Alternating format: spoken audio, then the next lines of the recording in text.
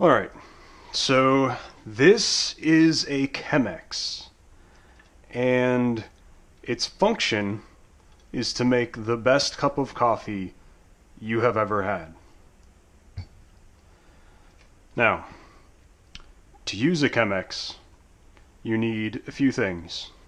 Besides the Chemex itself, you need a kettle. This will hold your water. You can use any kind of kettle. Technically, it'd be a little risky, but you could use like a pot and just heat up some water in it.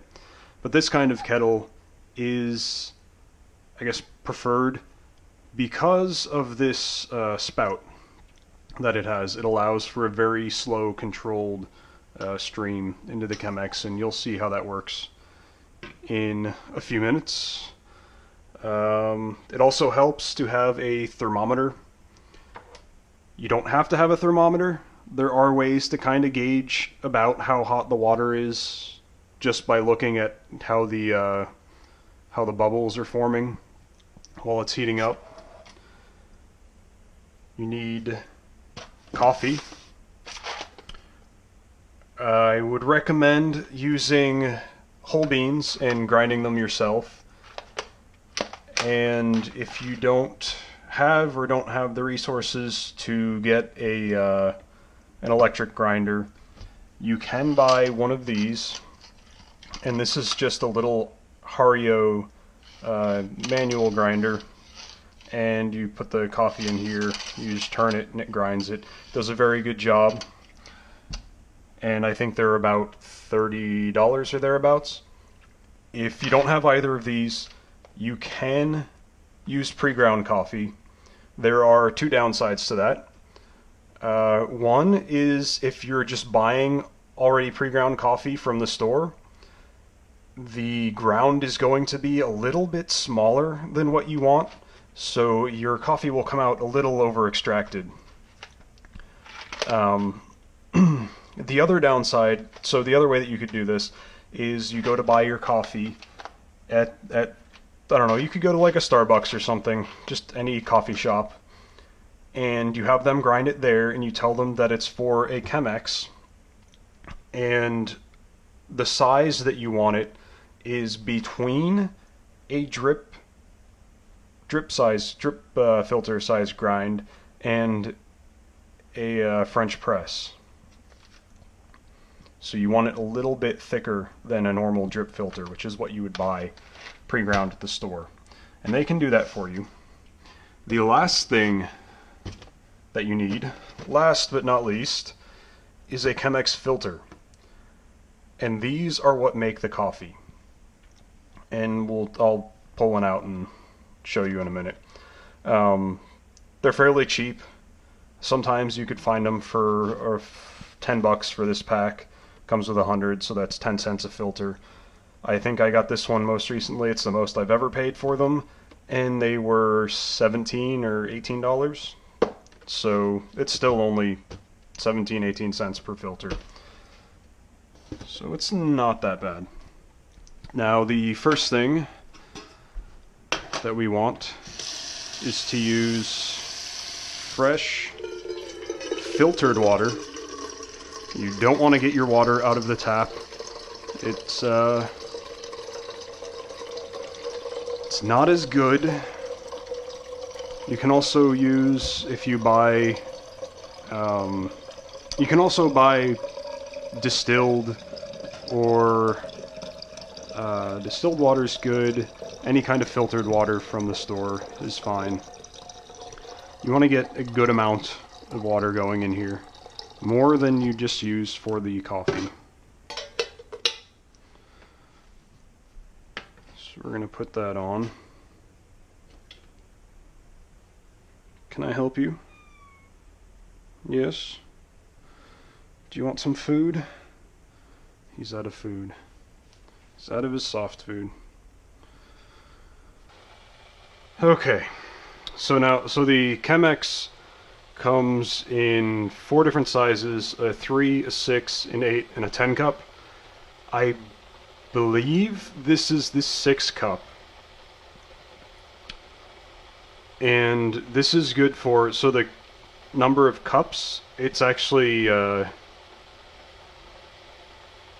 I don't know how they measure it, how much you have to fill it up to actually get that many cups, and it's definitely referring to coffee cups, which are actually like 6 fluid ounces instead of the 8 of a normal measuring cup.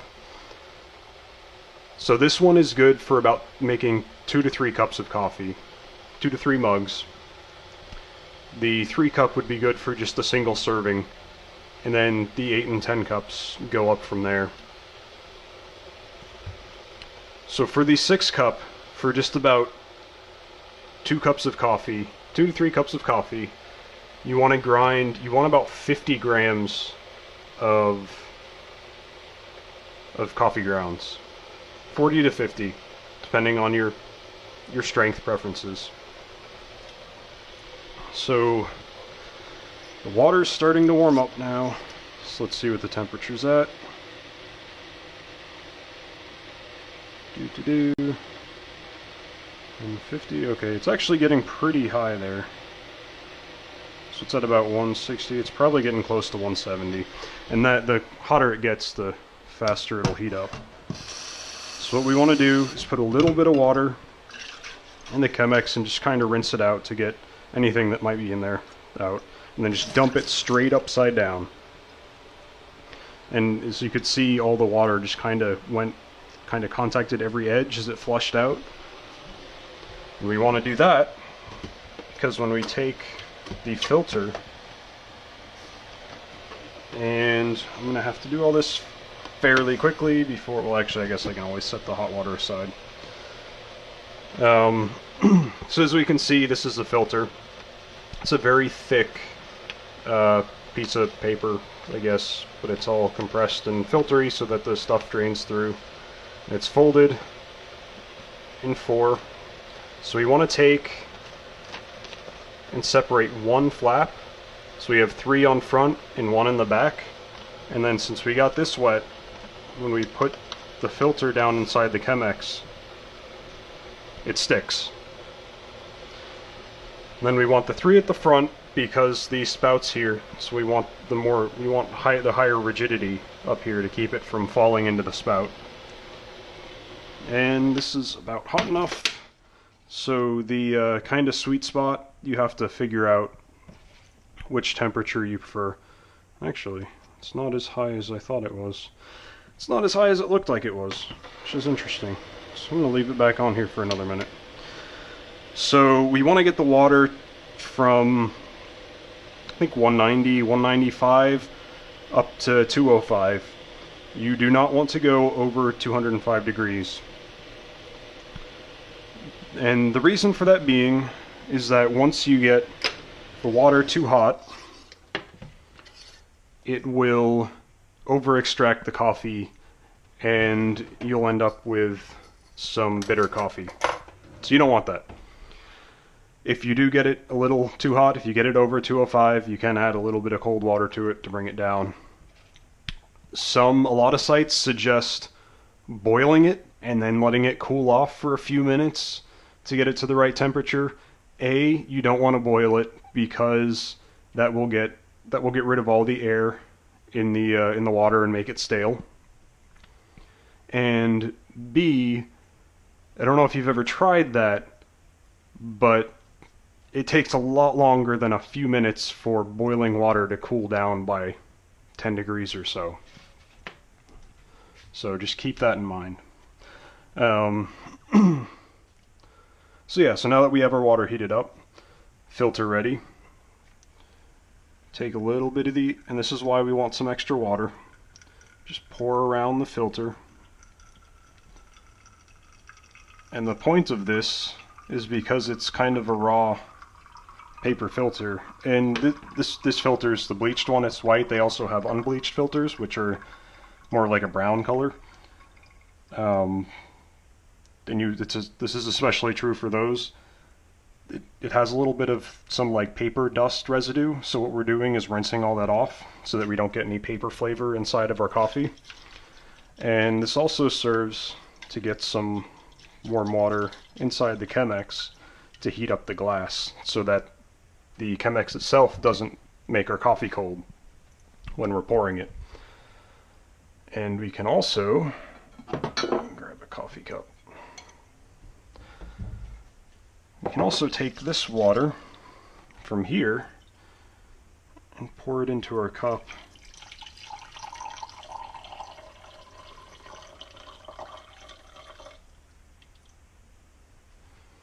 And then we can temper our cup as well, our mug. So that'll warm up.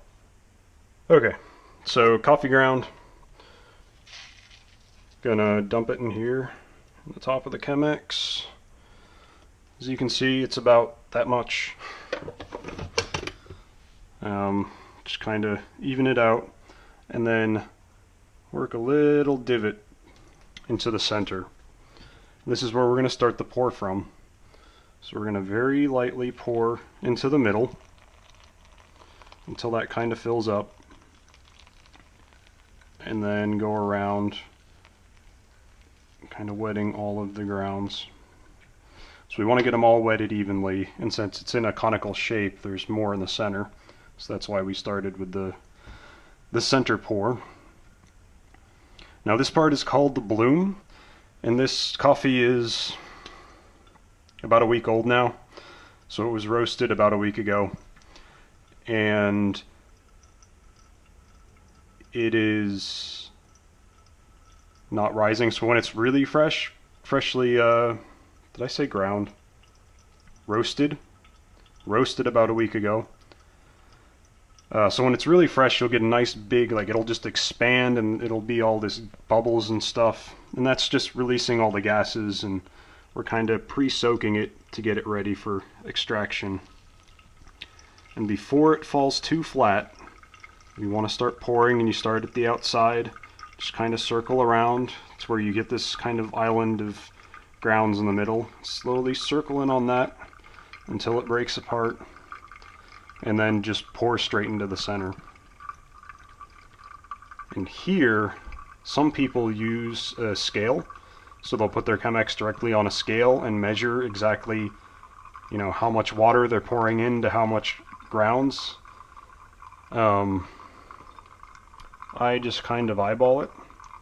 So when you're pouring, you want to get to where you time how full it is. You never, once you get up to the top here, you don't want to let it go below that until you're done with your pour. And that's actually probably too much water. So I fill it up, you know, I kind of gauge about where it is here to how it is full and how much coffee is in it. And then you let it drain. And you can see that this is part of what makes the Chemex, and this is why we want the thicker ground, because we're not just pouring the water straight through it, and it's not just continuously flowing through, it's actually filling up, and the grounds are kind of soaking in the water for a few seconds. So this is partly what makes the Chemex a Chemex, is this slow drip, the slow filter. And because of that, this filter is very thick, so that's part of what makes it go slower. So it'll filter out a lot of oils, and it makes a very clean cup of coffee, as opposed to like a French press where you just have the screen plunger and you've got a bunch of stuff floating around in it. So another thing you'll notice is as it drains, it's kind of getting the ground sticking around the edge. And this is what we want. If you don't, so when you do the bloom, if you don't pour soon enough, if you wait too long, all the grounds will sink to the bottom. Or if you just have stale coffee, it'll all stay kind of stuck to the bottom. And as you can see, it's kind of getting stale, so it's almost at that point. And that causes two things to happen. A, you have more grounds just kind of sitting and soaking in the water longer. And B, it clogs up the drain more, so it drains slower, so you get a bit of an over extraction. So we want these grounds to stick because these are extracted, you know, it just makes it more even. And that was actually a pretty decent pour. I always shoot for getting right about just above the bead there. So that's about done. Now the last thing we do is we take the Chemex, it's still dripping a little bit, but that's fine, and just kind of shake it. I just kind of shake it back and forth a little bit. You want to get it good and agitated. That'll help kind of aerate the coffee a little bit, but it'll also mix it up, because you're going to have the stuff at the beginning is going to be a lot stronger, so that'll be down at the bottom. So you just mix it all together, that way it's all uniform inside the Chemex itself. And then when we pour, we'll get rid of this. See, now my mug's nice and warm, so it's not going to cool off my coffee when I pour it into that. So I've shaken it up, just kind of pinch either side of the filter, lift it out. It's okay if it's dripping a little bit, and just slowly pour into the mug.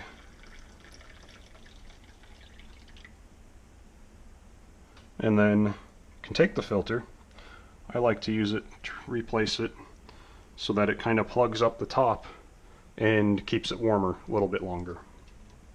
And that's also what I use this kind of silicone pad for. It acts as a buffer between the Chemex and the counter, so that the heat from the Chemex doesn't affect the counter at all. And B, as opposed to just placing the Chemex directly on the stove, so if I were to place it directly on the stove, I'd get some I don't know, heat transfer from the Chemex to the stove, so it would cool down the coffee faster. So that keeps it warmer longer, or at least I think it does. Another thing worth noting is do not put your Chemex on a burner. No glass on the burner. That's bad. If you have gas burner, that's okay. You can keep your coffee warm over a gas flame, very small flame. Otherwise you're going to burn the crap out of your coffee. So just a couple things to keep in mind. And another thing that I like to do, especially because that's not the only cup here, is I have some leftover hot water in the coffee pot. So I can take another coffee mug and pour some of my leftover hot water from the kettle. Kind of warm that up a little bit. And then pour coffee from there later. So, this is it. Can I try some? Should I try some on the camera? Always make sure you slurp your coffee. Makes it so much better. And that's just awesome. So now I can extol the virtues of coffee made with Chemex.